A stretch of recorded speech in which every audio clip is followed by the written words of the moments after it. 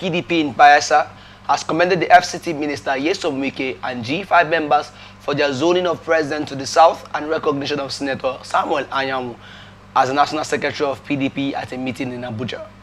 The state chapter, under the leadership of its acting chairman, George Turner, said in a statement on Tuesday in Yenagoa that the recognition was a commitment to the survival and unity of the party.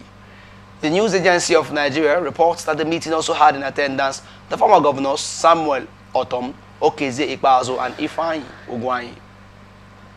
Turner noted that the G5 commitment, as evidenced at the meeting convened on June 9, was commendable. According to the Bayelsa PDP, the meeting is a testament to the unwavering love Wike has for the people, for the PDP, I beg your pardon, and his relentless fight for justice against impunity. Turner, in a statement by his publicity secretary, Derry Alaswote, writes, saluted Wike's dedication to the party's principles. Turner said Wike's commitment stood him out and had endeared him strongly to all genuine committed members of the party nationwide. He commended Wike for always championing the cause of unity and integrity within PDP ranks, adding that Bayelsa PDP endorsed all decisions taken at the Abuja meeting. The statement read in part, "We fully endorse the resolutions reached at the meeting, and as the state chapter, we stand by our decision." And to state that there is no vacancy requiring any replacement whatsoever.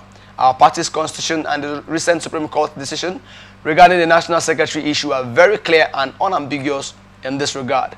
As a state chapter, we stand united with the rest of our eminent leaders and concerned stakeholders across the Federation in the decision to zone the presidential tickets of our party for the upcoming 2027 elections to the southern region.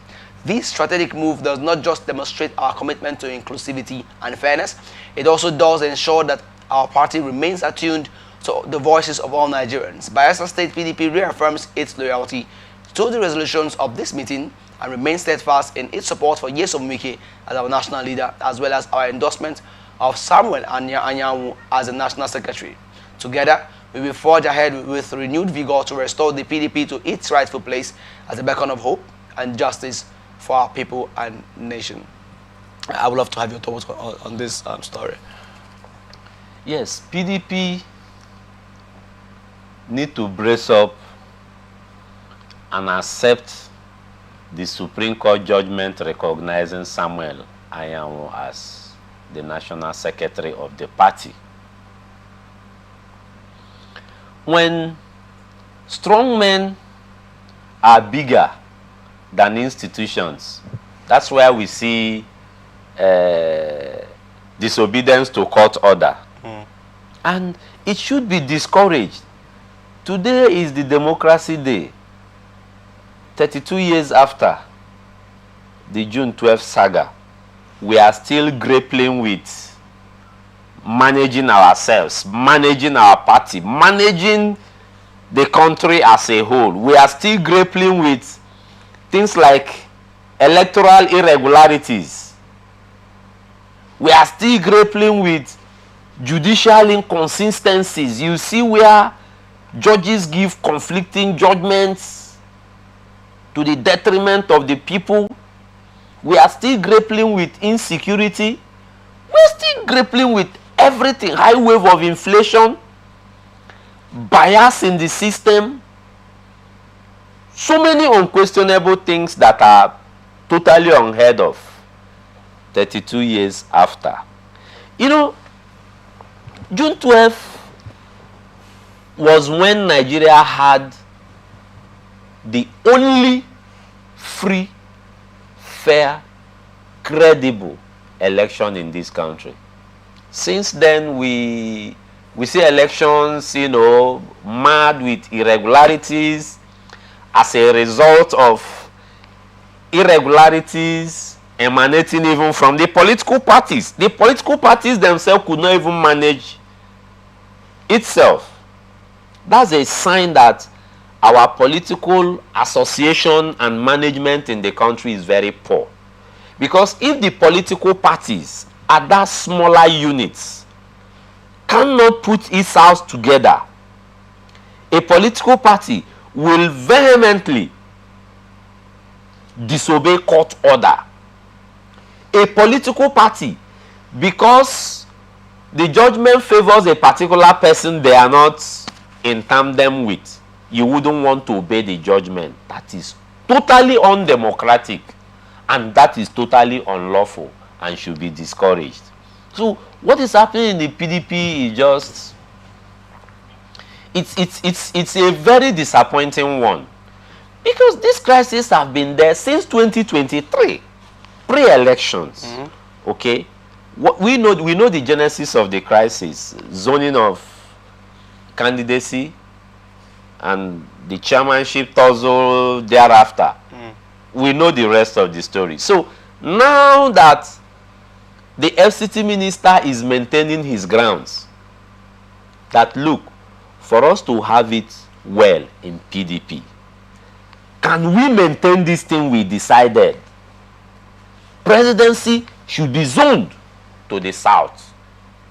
I don't think it's a bad request.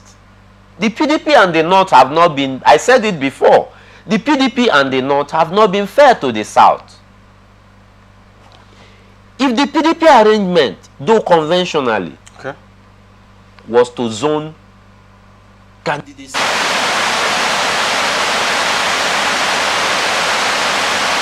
why change overnight? Why change overnight to favoring Atiku Abubakar? That was the crisis, that was the genesis of the crisis. So people also have, refused to speak truth to power. People have refused to speak truth to power. If not, why would we Nigerians not stand on the truth and tell PDP, no, this is what you told Nigerians, that during the 2023 general election, you will zone presidency to the south. Why are you now taking it to the north? That was the only request of the FCT minister. Then thereafter he said, okay, you have zoned this thing to the north. You can now hold the presidential candidate, and at the same time, the party chairman relinquished the party chairman to the south. It became a problem. So these were internal arrangements that were either denied the South, or PDP, vehemently refused to do its decision. So it's really a problem, and that's exactly what affected the PDP in 2020 general election.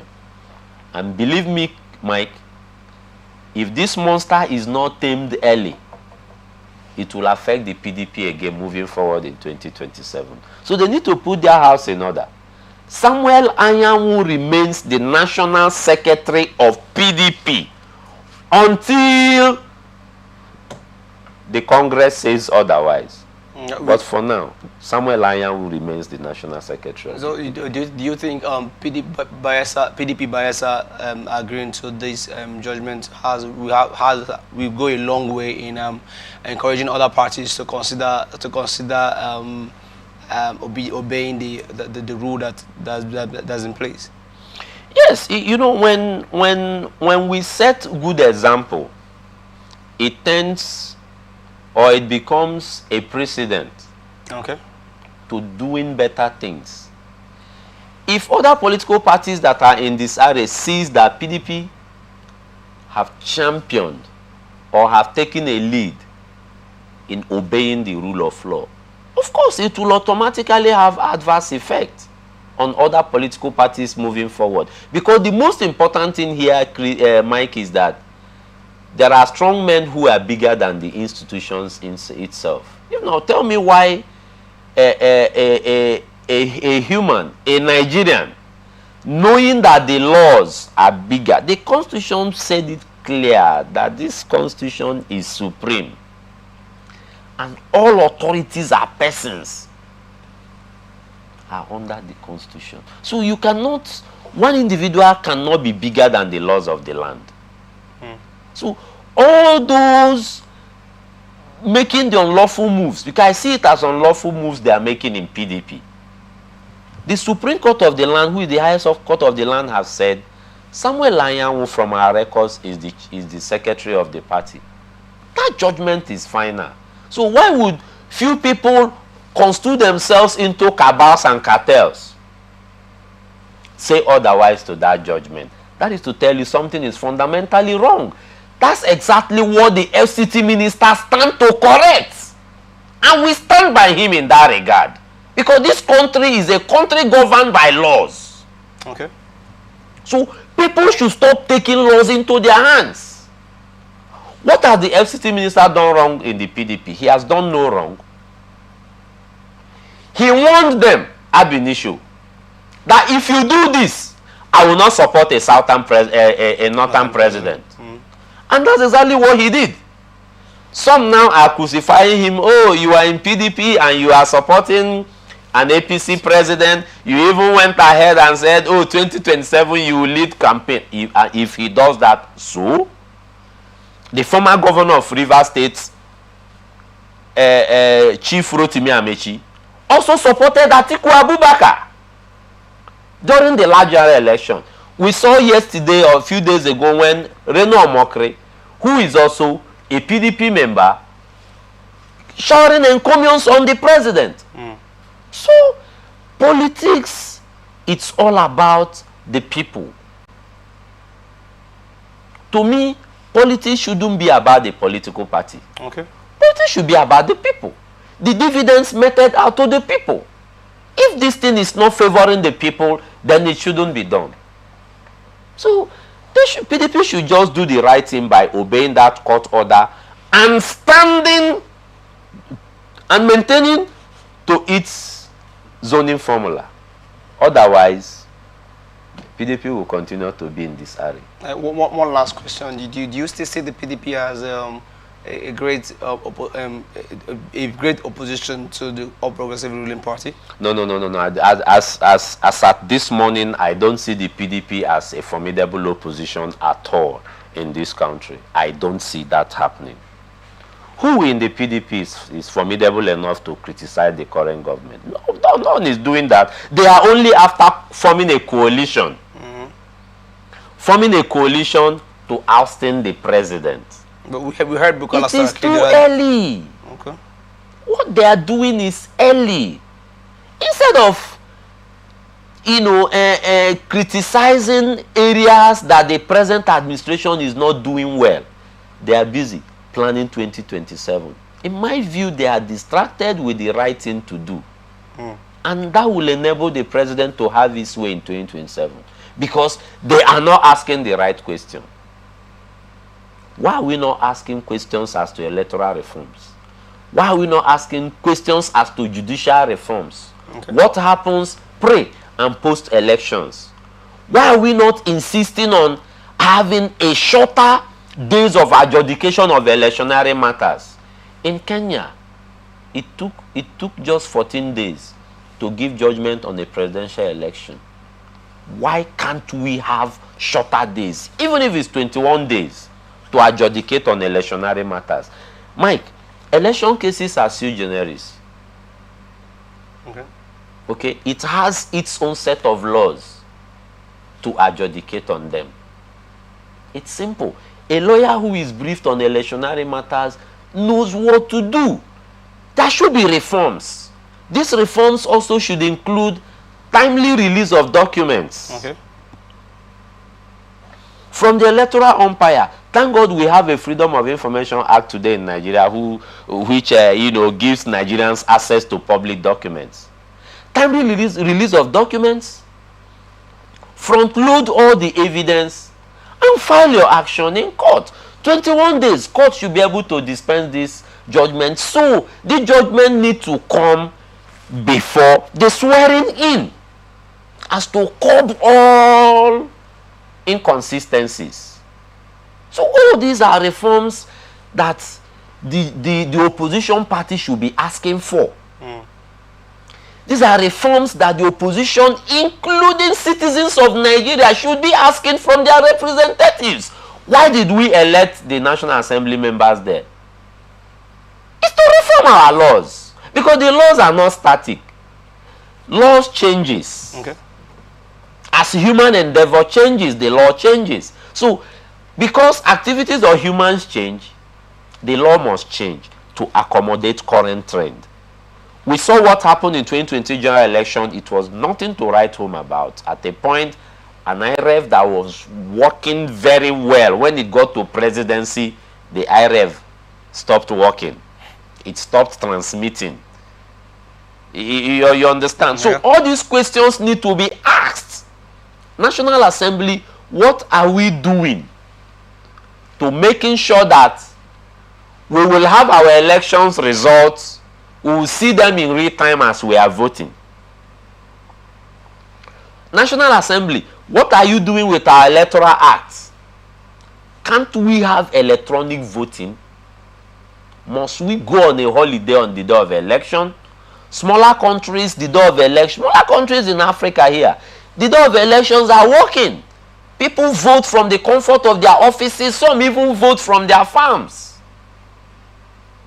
So why are opposing parties not asking the right question? Why are we not holding our National Assembly members accountable? Everybody is busy focusing on 2027. While the National Assembly members out there, billions of naira have been given to them for constituency projects. Constituents are not even asking. So these are fundamental questions that should be asked by Nigerians. Thank God today is Democracy Day. I think it's a day of, I see it as a day of reawakening. Maybe Nigerians will reawake from their slumber. Nigerians have been distracted with so many inconsequential things. So it's high time we started asking the right questions. Electoral reforms, judicial reforms, police reforms, the Nigerian army reforms. All of them need reformation.